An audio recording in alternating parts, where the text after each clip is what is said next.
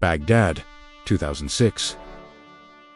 The heat didn't simply fall from the sun. It rose from the cracked pavement, seeped from the scorched concrete walls, and radiated from the twisted metal skeletons that had once been cars, but now stood as silent monuments to the fires that had consumed them. The whole city felt like a wounded heart that refused to stop beating, pulsing beneath a sky heavy with dust and tension. Every street corner reminded you that time here was not measured in minutes or hours, but in survival, as if each passing second was an invisible enemy tightening its grip. Late that morning, the platoon's radio burst to life with an urgent transmission. An American convoy had been ambushed near the exit of the green zone, and a truck parked in front of a school was reported to be vibrating ever so slightly. The underground acoustics picked up by the sensors confirmed that the source was in an engine or loose metal rattling in the wind, but the low, steady, metallic hum of a timer running out. What lay inside that truck was no crude roadside bomb. It was a monstrous,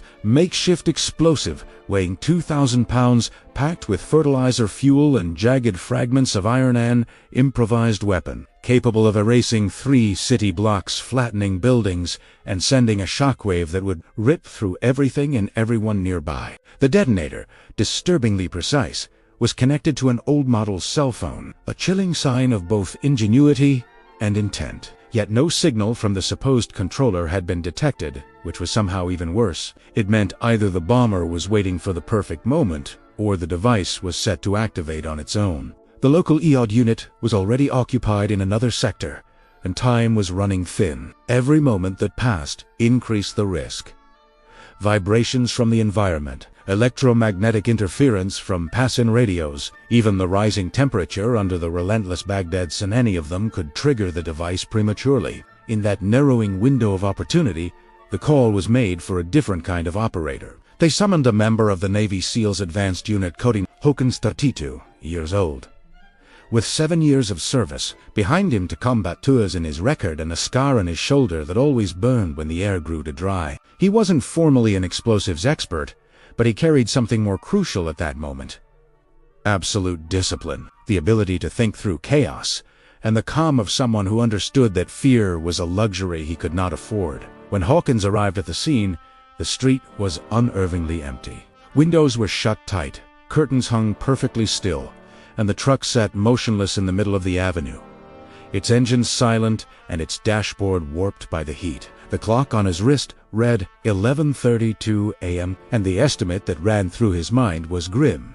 If the bomb operated on an internal timer, the remaining window could be anything between 10 minutes and 90 seconds. Moving forward with deliberate, measured steps, his body slightly hunched beneath the weight of his gear, he could hear the amplified throb of his own heartbeat inside the helmet. Even the ground beneath him seemed to respond to each footfall, grinding softly as though the entire city were holding its breath. The tension hung in the air like a physical substance. A soldier posted at the perimeter swallowed hard before asking through the radio whether Hawkins was absolutely sure about what he was doing. The answer came low and dry, stripped of any hint of bravado.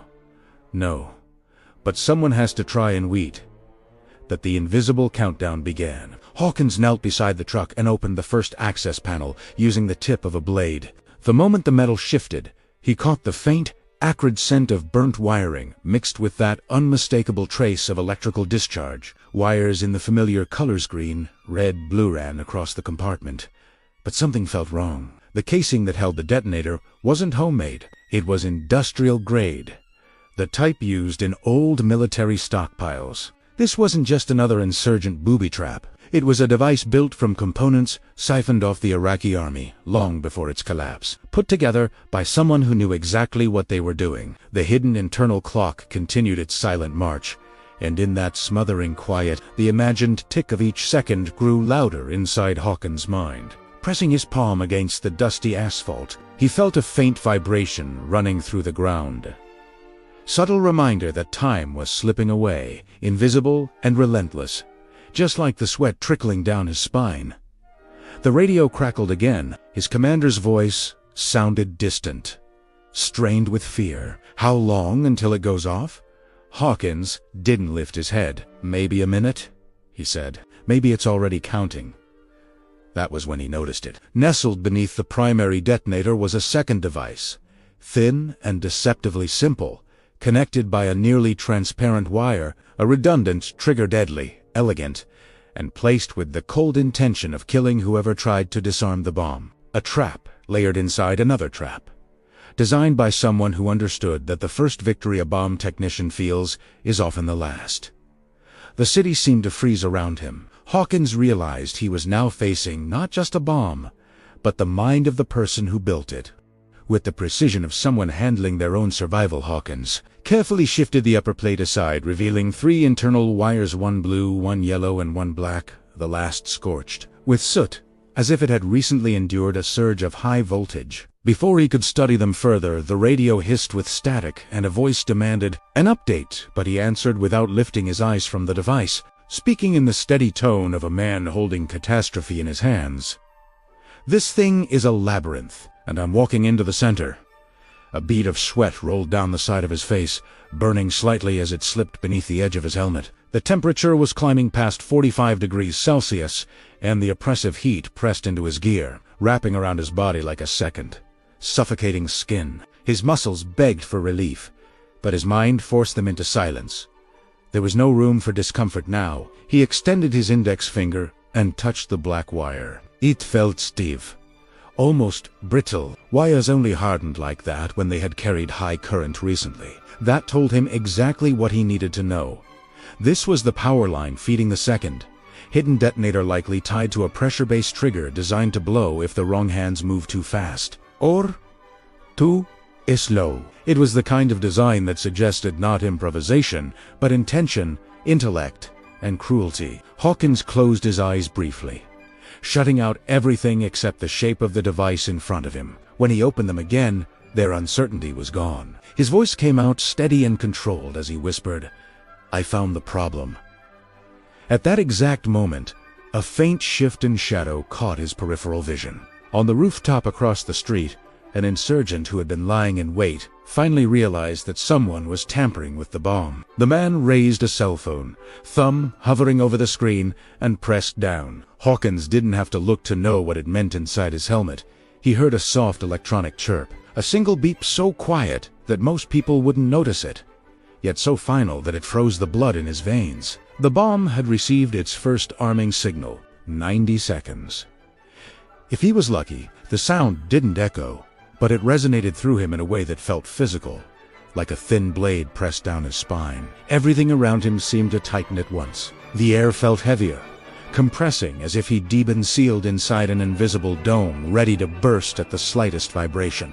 His senses sharpened. Dust motes hovering in front of him looked suspended in amber, and each tremor of the ground beneath his knees felt like a warning. Every second became a footstep toward an ending he refused to accept. On the rooftop, the insurgent pressed the phone again, trying to resend the command. But Hawkins had one advantage: a thin thread of hope.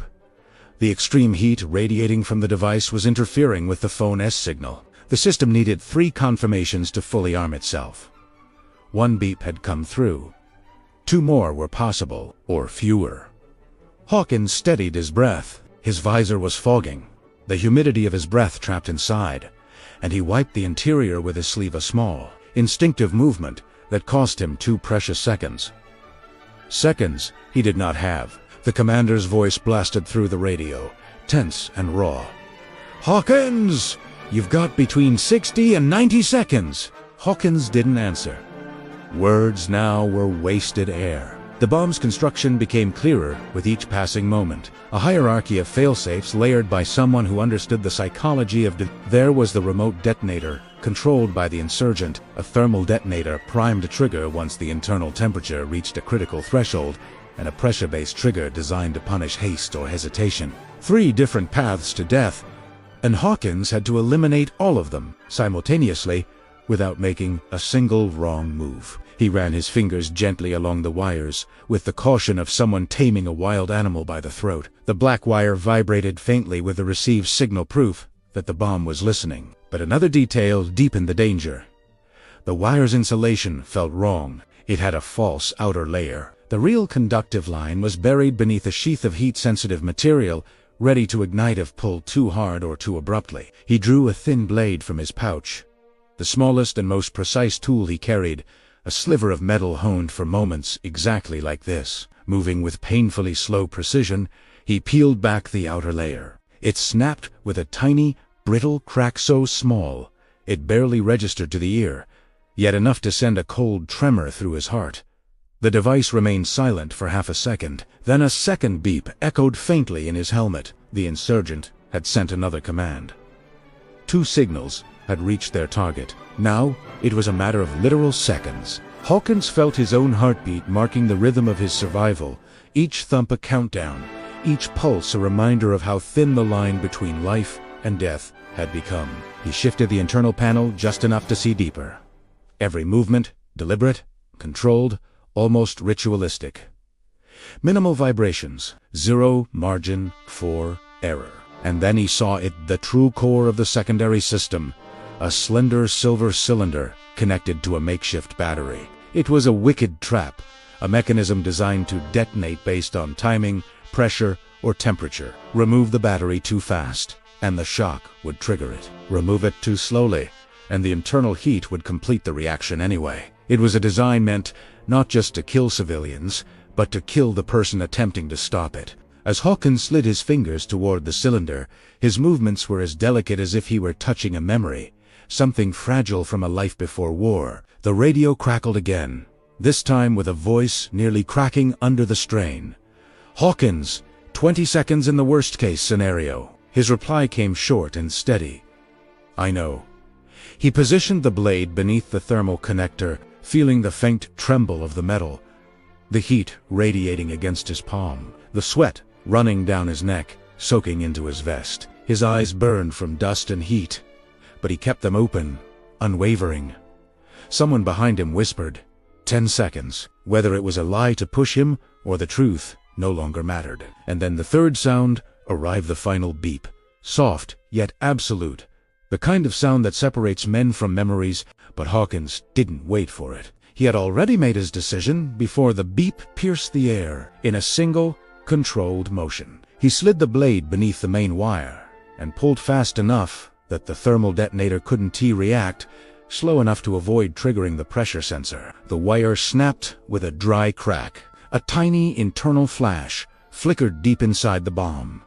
The acrid scent of burnt electricity filled the air. And then, nothing. No sound. No movement. Just an immense, suffocating silence that felt heavier than the explosion that had nearly happened. It was the kind of silence that only exists when death has passed so close that it could have leaned in and whispered. Hawkins slowly withdrew his hands from the bomb, his movements deliberate and disciplined, as if even the air around him might shatter if disturbed. He waited, bracing himself for an impact that didn't come, mentally counting to 5, then 10, then 15, measuring each second like a man testing the boundaries of reality. When no explosion followed, he exhaled softly, a sound more disbelief than relief. The bomb was dead, and he, against all logic and probability, was still alive. The radio cracked with static before the commander's voice burst through, strained with panic. "Hawkins, Hawkins," he answered with a hoarse whisper, gentler than anyone expected from a man who had just stared death in the face. "I think I'm still here." That was all it took. The platoon, who had been holding their breath for minutes without realizing it, finally released it. Some laughed with the fragile, shaky hysteria of those who survive what should have killed them. Others dropped to their knees. Over one soldier began to cry openly, not out of sadness or joy, but from a confused, primal release of pressure that only happens when the world gives you back something it almost took away. Hawkins didn't celebrate. He simply removed his helmet, letting the blistering air wash over his face. Only then did he notice that his hands were trembling. He had just regained his own life and, without knowing it, had returned the same gift to every person within a 3-block radius. As he took his first step away from the truck, his legs shook beneath him, not from physical exhaustion, but from something deeper, something that lived below muscle, memory, and bone. When a human body approaches death so closely, it exacts a toll on the soul before surrendering control back to the flesh. The platoon rushed toward him, some embracing him without waiting for permission, others slapping his shoulders with the forceful affection of those trying to reassure themselves that he was tangible, whole, breathing. Hawkins nodded silently, unable to shake the phantom sensation of the bomb's imaginary ticking echoing through the hollow chamber of his mind. The commander approached, removed his own helmet, and spoke the simplest sentence of the day one that should have felt triumphant, but instead carried the weight of reality. "You saved the entire city." But Hawkins knew that wasn't true. He hadn't saved Baghdad. He had only delayed the next explosion. Saving cities was never part of the job. Surviving the next mission was, as the sun drifted across the sky and the heat became nearly unbearable, intelligence officers arrived to document the scene. They photographed everything, took measurements, wrote reports, and recorded every centimeter of the bomb. There was a strange sense of urgency about them, as if they were cataloging an artifact from some ancient tragedy. And, in a way, this wasn't just a bomb, it was a signature, a message, a warning. Devices like this weren't built by ordinary insurgents. The construction was too intricate, too methodical, too redundant. The work belonged to someone trained, someone who knew electrical engineering, chemistry, and the grim mathematics of urban warfare. In the weeks that followed, 3 separate units swept through Baghdad searching for the man analysts had named the Watchmaker, a cold, precise craftsman of explosives who didn't merely build devices to kill, he built devices to test, torment, and punish the people who tried to stop them. The 2,000-pound device disarmed by Hawkins had been the Watchmaker's masterpiece, and Hawkins had become the only variable the man had failed to account for. The bomb was later transported to an American base, where engineers spent months dissecting it layer by layer. That was when they discovered the final secret, a third detonator, buried so deeply within the device that it would have exploded instantly if Hawkins had tried to remove the central panel instead of pulling the scorched black wire. His choice had not been just correct, it had been intuitive, a decision made by a mind that, at that moment, was the only piece of technology capable of outmaneuvering the cruelty of a genius. That realization changed everything. Hawkins' name never appeared in newspapers. There were no public medals, no official ceremonies, no interviews. At best, there was a sentence buried inside a classified report. Cold and clinical. Operator demonstrated exceptional control under terminal risk. Estimated casualties if device detonated, approximately 3,000. But the operation left more than technical data behind. It carved scars no document could record. At night, Hawkins would wake abruptly, heart pounding, as the memory of that final beep echoed through his chest. Sometimes he awoke, drenched in sweat, convinced for a moment that the bomb hadn't been disarmed, that he was still kneeling before it, blade in hand, waiting for the flash of white that never came. Other nights, he awoke to absolute silence, the suffocating kind that feels like the few seconds before an explosion when the entire world seems to inhale sharply and hold its breath. He spoke of it to no one. Men like him were never taught to confess fear. Meanwhile, the Watchmaker remained active. But now the Americans had his signature. His bombs became predictable. Predictability is fatal for artists who thrive on chaos. 2 months later, a joint Delta Force operation found him hiding in Fallujah. The confrontation was brief, decisive. A dossier was seized. A chapter was closed. Hawkins didn't celebrate. He didn't smile. He didn't allow himself pride. He simply moved on, as all operators trained for survival do. He knew victories were temporary, and war wasn't a story of triumph. It was a long chain of tragedies interrupted by small, fragile intervals of relief. But for hundreds of families in Baghdad, Hawkins was one of those intervals, an unnoticed moment of borrowed time, a breath between disasters, the invisible reason they would see another sunrise. And although none of them would ever know his name, they were alive because he hadn't hesitated when the world demanded courage. The final report summarized the mission in 2 sterile lines. Bomb neutralized. Operator unarmed. But that wasn't the truth. The truth was that Hawkins left a part of himself on that street and brought back something most daunting. The silent proof that the impossible is sometimes no more than a matter of seconds. 90 seconds.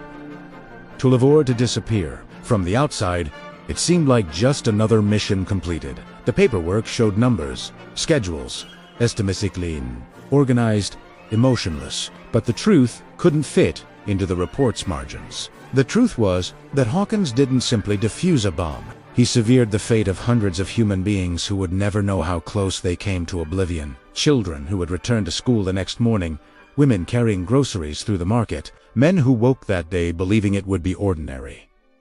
He gave himself 90 seconds of life, and he gave decades to everyone else. When night settled over the camp and conversations dwindled into tired murmurs, Hawkins understood that no one would ever truly know what it meant to face a machine built with such deliberate precision to kill him. But it didn't matter. In the world he and a beta world of shadows and silence heroes didn't need an audience. They only needed time. Enough time to cut the right wire, enough time for another life to continue. 90 seconds. That was all he had. That was all he needed.